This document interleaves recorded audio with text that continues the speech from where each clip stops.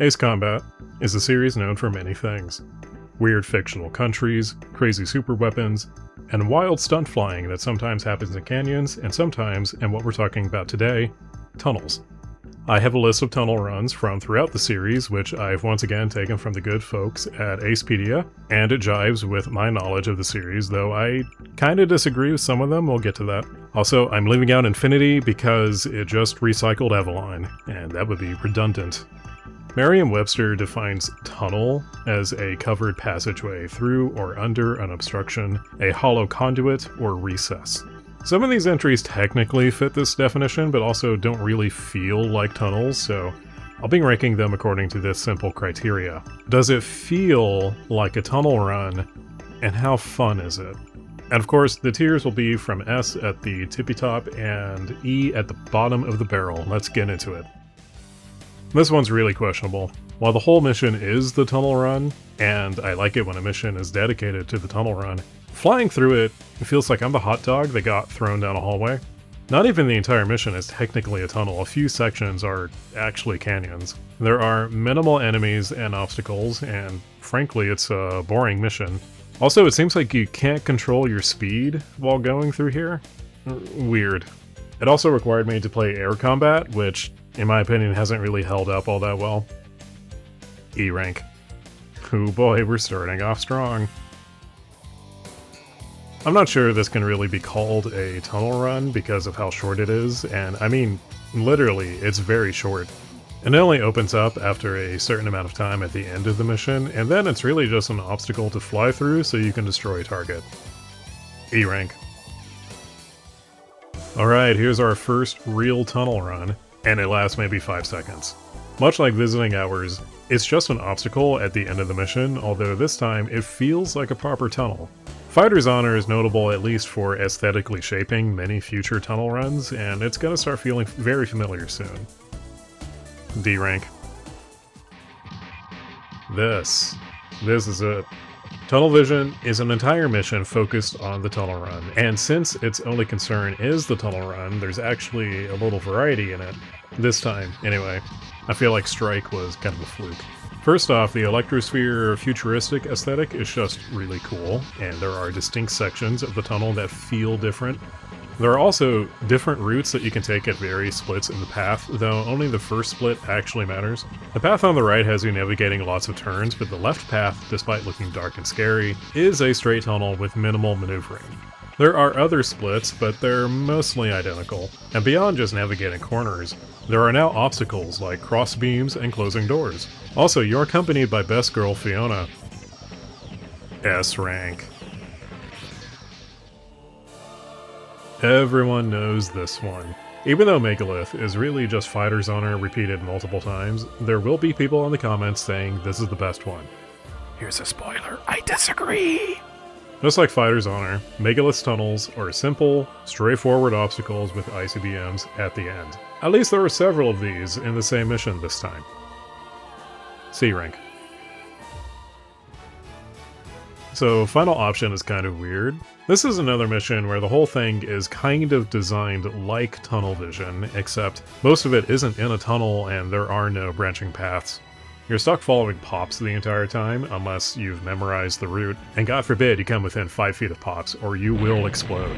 When you do actually get to the tunnels, at least one of them learned some lessons from Electrosphere and included obstacles. Overall, Final Option feels more like a chore to get done than a cool gameplay treat. D rank.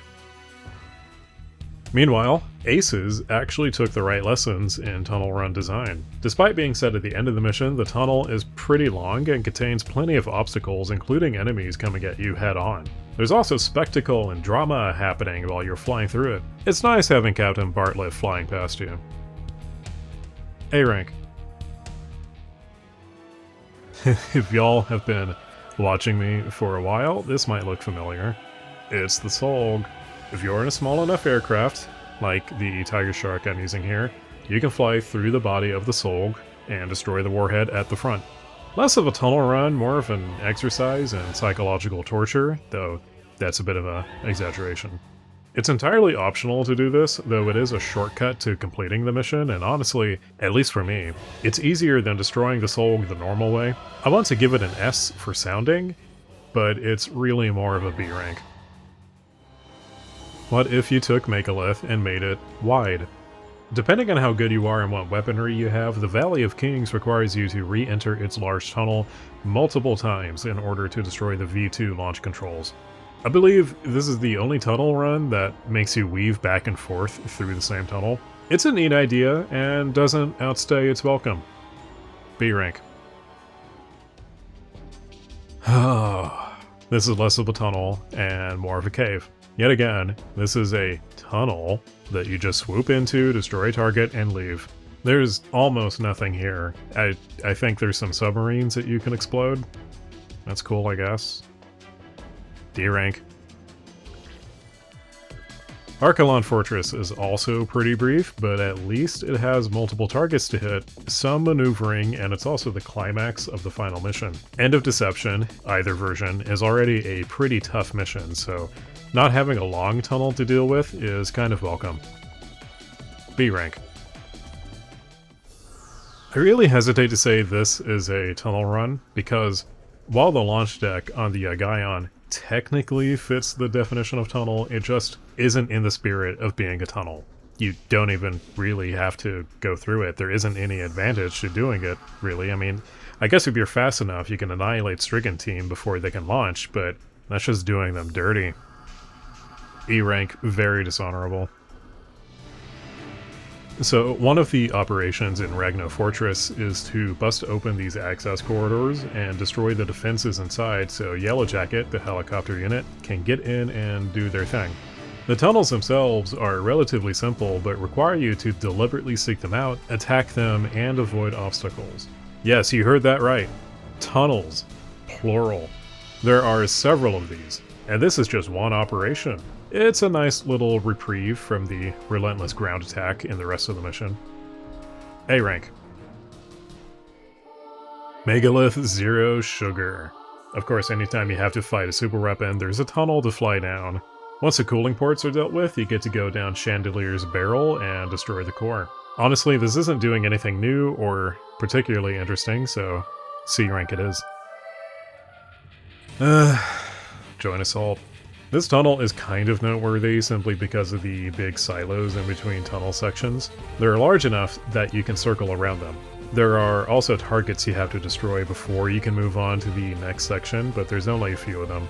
Some of the joy of a tunnel run gets sucked out since you enter and leave via cutscene instead of, you know, flying yourself like every other tunnel in the series. It's overall very brief and requires you to play Joint Assault, which I don't recommend to anybody. D rank. You know, this is about as classic of a tunnel as you can get. It's literally a road tunnel, you fly through it, there are enemies around it, you get some dialogue out of it. It's okay, but it's also entirely optional and doesn't do anything besides add some flavor to an already very packed mission. C rank. Extremely questionable as a tunnel run. This is the same level of sus as the Gaion, actually. Now look, I love fleet destruction. It's a playground mission where you can be overpowered Plane Jesus and blow up Aruja's navy for the 8th time or whatever. This just isn't a tunnel run. Not at all. It isn't a tunnel, and you don't even have to travel through it like a tunnel.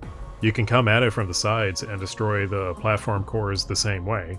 Yeah, it's cool to fly down the length of the runway and blast all the cores in one go, but it isn't a tunnel run. It doesn't fit the definition, and it doesn't feel like one. E rank.